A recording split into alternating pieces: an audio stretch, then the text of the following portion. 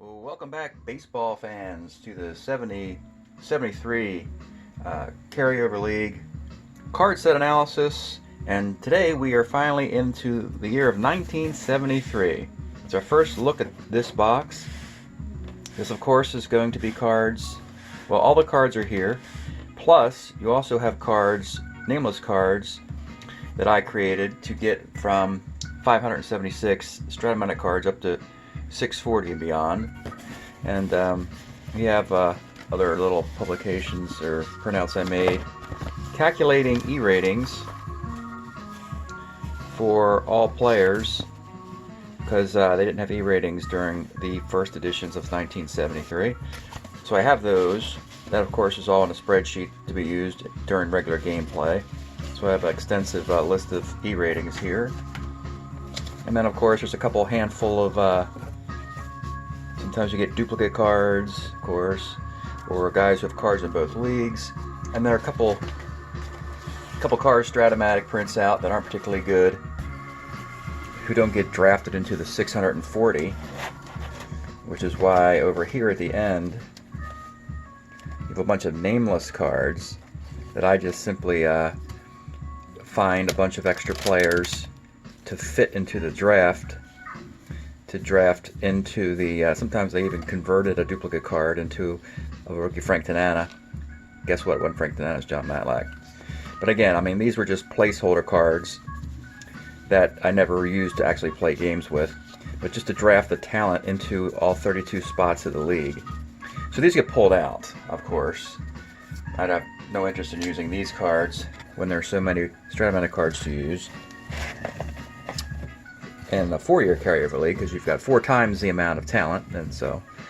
And of course you also have, by now in a very small sample size, you have guys who are waived and retired already, but now it's 1973, so if they were put in waivers after 1969, chances are they probably either don't exist or even worse by now.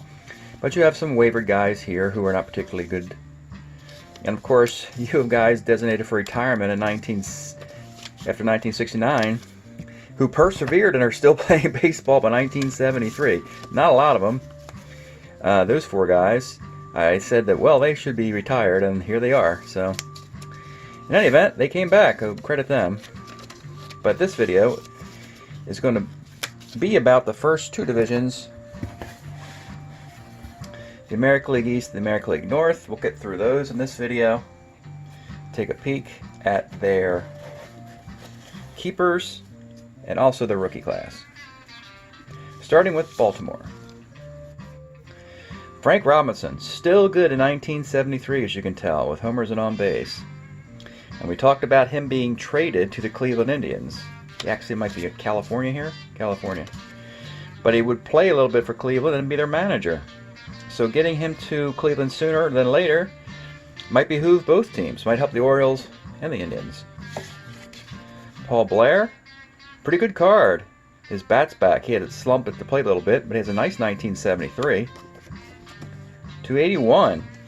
Power's not quite there, but he's still got the gold glove in center field. Still has some wheels. This might be the card they pick for Blair.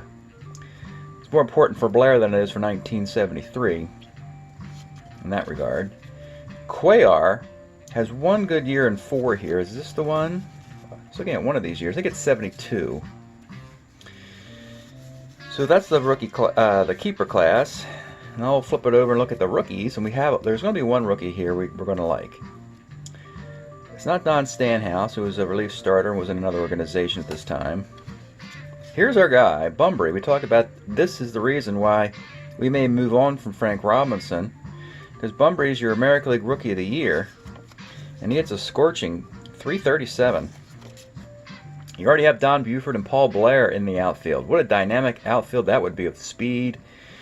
And you see he really unloads on right-handed batters, which is more important to me. His defense isn't there. But then again, Frank Robinson's defense, you saw earlier, is not there either.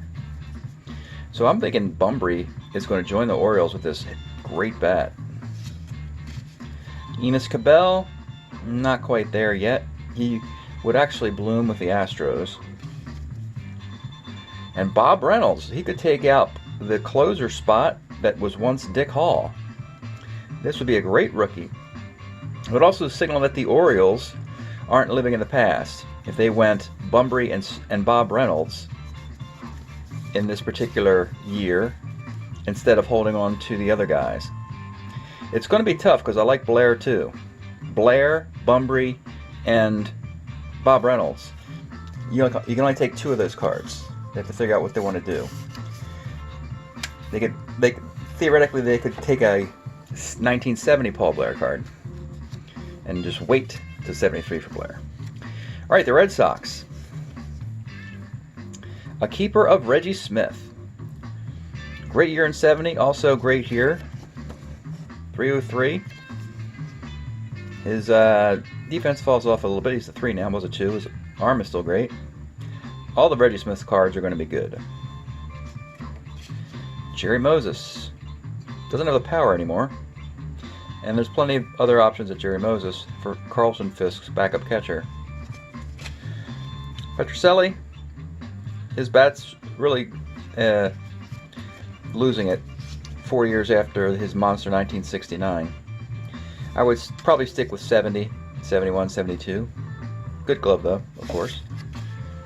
Mike Andrews, again, his career starts to go down from 69 onwards. I'd probably want to go 70 with him as well. 200 here. Okay, and let's take a look at the Red Sox rookies. They could probably use some youth. Cecil Cooper.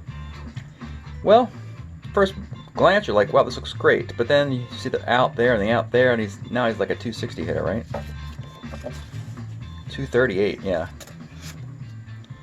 Too many, yeah. Too many, no walks, yeah. So no to him. Very young Dwight Evans. He could get into the league with this card. Starts with range, arm, ability to hit left-handed pitching. And I don't think he's an everyday player, is he? 282. Yeah, I mean, statistically, he's just getting himself started. But you could get him into the league right with this. Probably don't want him to be your full-time outfielder. But if he's an outfield platoon, that would work. Doug Griffin. I believe he's a 1 in one of these other years. If you have the opportunity to get him as a 1, I'd take that over this card, which is hitting 255. Here's another great fielding outfielder, Rick Miller. Good card. I mean, you first glance, it doesn't look like a good card. Then you look at the walks, and the fact that because everybody on Boston hit well, this is probably a 267 card, maybe? 261. You still got the walks against lefties that you can hang your hat on there if you had to leave him out there all the time. B. Steeler. Good player. Good enough for the Red Sox? Maybe not, but a good player nevertheless. Somebody will take him. Bob Bolin, dominant against righties. Nice card. You worry a little bit against lefties, but dominant against righties. John Curtis, a lefty starter. Do they need one? They have Bill Lee. They have Roger Moret. Don't know if they need Curtis yet. But sooner or later, he'll be getting into the league. Why not now? Pitches on 3 days rest. Yeah. Plenty of young talent here. Dick Pohl. Now, not so much here. That's too vulnerable against righties. But that's pretty good. I mean, the youth is on display. And actually, we looked at 2 teams in the American League East. Notoriously one of the tougher divisions. Baltimore and Boston. And you see they have youth on their side. They get younger, and they still look pretty good. How about the Yankees? Okay, we talked about Lyle's move to New York, and oh boy, this is why. Outstanding year. Yeah, does everything here. Gets lefties out too.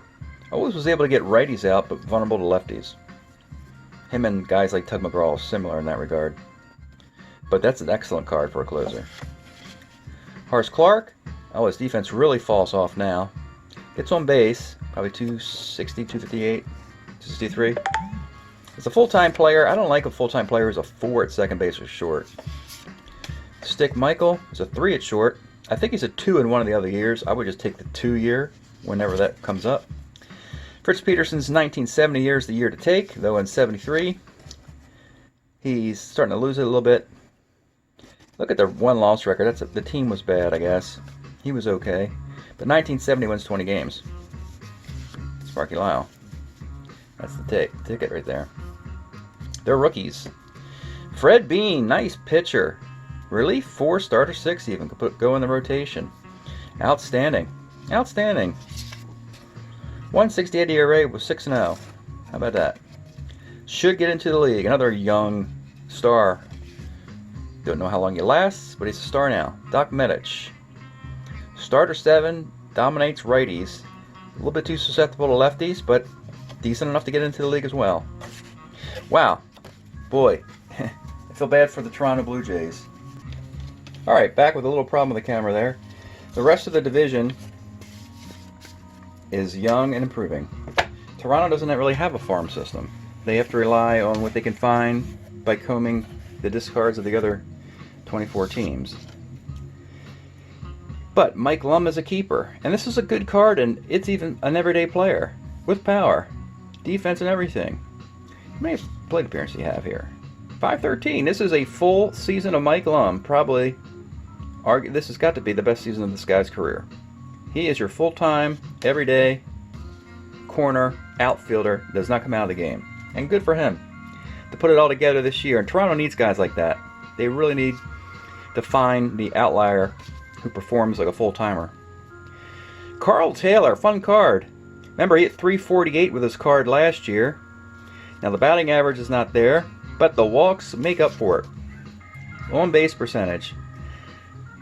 I mean, yeah, the drop-off from hitting 348 to this is tremendous, but still, you still have a way of making this card work with the on-base. And they can't be, you know, they can't be too selective. Tommy A.G., don't worry about it. He's got a great 1970 card they're going to take. So I see two guys. I see Lum and Taylor. I would take those two guys. What do the rookies look like? Mick Kelleher. Just a shortstop, but a 2. A 2 at short. Excellent. But just not enough stick. We'll have to watch this too. Someone might just take him. All the 2s get gobbled up in the league to help pitching staffs. Tom Murphy. Starter 7, good against righties. 374, not bad. Just kind of ordinary. Sosa, always a good reliever. Usually dominates righties. Here he's pretty good both ways. ERA around 3, I guess. 328. You know, actually, when you throw in Lum and Taylor and a 2 at short, Murphy and Sosa, that's plenty of talent. Not, you know, I mean, it's a no-win situation. You're in the American League East. So, it's almost impossible to win this division. Tom Ragland. John Stevenson. Lots of choices, at least, right? Jesse Jefferson. And that's the Toronto look. So that's the American League East look. The future looks bright everywhere. And it looks youthful everywhere. In Baltimore, Boston, and New York at least. Alright, we'll go to the north, and then we'll start with the Expos. Ron Fairley. Actually, he's got a lot of good cards in this timeline. 298, 17 bombs. Good to know that he, at the beginning and end of the timeline, he's good. And a 2 at first. Definitely possible pick right there. Rusty Staub. As good as this looks, he's better otherwise, other years. 279. I think he gets over 300 in some of the other timeline. But, so I'm going to say probably no to that one. But you got probably Fairley. Let's see what the rookie class looks like. Hal Breeden. Oh, there you go. That's a great rookie to come out of the Expo pipeline, for at least for 1 year. Not a long-time player here. Plenty of power. Fun card. 275. That's about 30 homers in a full season. Absolutely. Sure. I get him in the league. Absolutely. Tim Foley. 2 at shorts. First thing I notice here. If he get 252 or whatever, he's probably hitting 242, I'm going to guess here. 240. Yeah. Well, you hate missing that 1-5 there, don't you? Well, yeah, he's a 2 at short. That'll get him in the league. Frias. Similar guy. little bit less than Foley. Jorgensen, you got to wait to 74. 1974 Jorgensen will be a great card, so you may want to just have him sit out again and wait till the 74 year. Larry Lintz, ace-stealing middle infielder, always valuable. Gets on base against righties, is a switch hitter. This is an interesting take. This guy could get in the league. Has to be used properly, though. You got the AA, 1/17, switch hitter. It walks against righties, more hits against lefties. Really gets the most out of a 250 card. Bob Stinson. Wow. One thing about this Expo team, they know how to work the count. A lot of walks everywhere. From Breeden on. Stinson, Larry Lintz, they all can walk. That's a good... But it stops right here, folks. It stops right here because we know this is the guy. This Steve Rogers will be their first round pick. Just gets started in half the season with a .54 ERA. But obviously, this is the best card we've seen in this very deep Expo system. They're very deep, but Rogers will be one of the two guys, and it's anybody's guess who the other one will be. There's too many possibilities. Bob Coluccio, he was actually, I think, in Milwaukee, I want to guess. Yeah, he got redrafted here. Well, again, the Expos, plenty of talent in the farm system. Where have we heard that before? That's been a long time trait during this era. By the time Gary Carter, Ellis Valentine, Warren Cromartie come around, Scott Sanderson, it'll be good. The Indians, team with the first overall pick in the draft.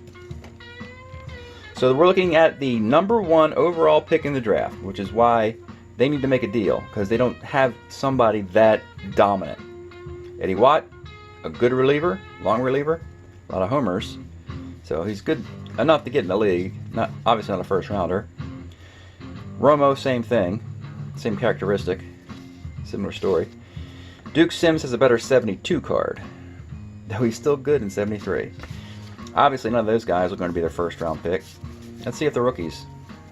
Oh, Jack Deadblow Hammer. Not left-hand hitting second baseman with power. It's always useful. Not rangy. Stick's not good enough. Probably not. Frank Duffy. He'll be an everyday shortstop. A 3. I think if he gets to be a 2, that's when you snatch him up. But still, I think he's got a good E rating. Played more than half a year. Get it together as the regular Indian shortstop of the mid-70s. Gamble, still, he finally is draft eligible by this point. Boy, he really struggled from 69 to 72 with no cards that are particularly good. This one actually is as a platoon. Plenty of power on base. Lowenstein, this card at you 292, but not first round material. Range plays all over the place. He'll get into the league. Platoon player who can play all over the place. That's the reason. Charlie Spikes, plenty of power, and not much else. Not much average or on base, really, but a lot of home runs. 23 and 506 at-bats. Now here's a lefty reliever that would get into the game, Tom Hilgendorf. Absolutely. So there's plenty of talent, but first overall pick in the draft? No, we're not seeing that at all. Brent Strom. Was he with the Indians? Yes, he was. 461. Tidrow has a good 72, I believe. This one's a little off. So, they're going to make the move. The more I look at this, the Frank Robinson trade makes a lot of sense. And I could see Cleveland making a statement, taking Frank Robinson with the first overall pick of the draft. Remember, Detroit won this division with a losing record last year. So it wouldn't take much for the Indians to win it this year. All right, the Tigers. Losers of the World Series, the Mets. Want to get it going. And they do. Dick McAuliffe. Great card. Left-hander with power both ways as a 2. A lot of on base. Fun card. Love this dude. 292, 274. This card is always... The batting average is always less than what I predicted it to be because of the walks. Always drew a lot of walks. Good fun player. I'd get this guy in the league. Northrup's numbers started to wane, then he has a slight comeback here. 307. That's good to see for Northrop. I would go with a 70 card, and then next year, go to this one. Norm Cash still can do it, but we also like his 70, 71 cards. Now Willie Horton. Now here we go. We're a little disappointed in some of the earlier Willie Horton cards. But then you have this, and you've got the great, look at the homers against the Ruddies. You got the devastating batting average. This is like a 312 hitter here? What are we doing? 316 hitter, yeah. -1 arm in the outfield even. So this is the guy. Veterans. Detroit was always a veteran team, not a rookie team. So I would go McAuliffe and Horton, and know that we still have Northrop to continue with this team eventually. But I go McAuliffe, Horton here. Not expecting much from the rookies, and if I see it, they'll have to wait. Ed Farmer, not much there. Mike Strahler, and that's that. See, yeah, just like I thought. They go old. They age like fine wine, do those Tigers. Must be the ballpark. Al Kaline, Norm Cash, Jim Northrop, all played into their late 30s, and were very good baseball players. All right, we're going to wrap up the video with the Ohio team, the Ohio players. And Bill Robinson right on top. Boom! Great news. And he might have to play a lot of third base for this team because they have an outfield that's full of players. But this is why his 178 card was in the league last year, just to get his card onto the team so that they could keep it and go from 1969 to 1973. As it turns out, he doesn't have a good 70, 71, or 72. This is the card you want, 73, Bill Robinson. Will be their first round pick, I'm guessing. Rudy May. Any of the Rudy May cards in this era are going to be good. Really good card here. Doesn't pitch on 3 days rest. Elrod Hendricks, not so much. Not happening. Al Downing has a better card with the Dodgers in earlier years as a 20-game winner. And we'll look at the rookies. Hopefully, this is where you have to. This is where these expansion teams who don't exist, you got to find some rookies. And again, if you find a rookie that you see his name but his card's bad, you take him now to get him into the league, like George Hendrick, for instance, because you know the future is good. And Driesen. Well, let's look. Just looking at these names, we know Hendrick and Driesen are going to be the guys who develop in the 70s. Doesn't really matter. Driesen's ready to go. Hendrick's ready to go. Bill Robinson will be one of the spots, and Hendrick and Driesen will be the other spot. You could leave Hendrick or Driesen, one of the two, in your minor league system for one more year. But you got to get this Bill Robinson in the league. Looks like it'll be Driesen, Bill Robinson, which would be excellent for a team that needs help. All right, folks, that's it for the American League East, American League North. When we do this again, we'll finish the rest of the American League. Thanks for checking out the video. We'll see you next time.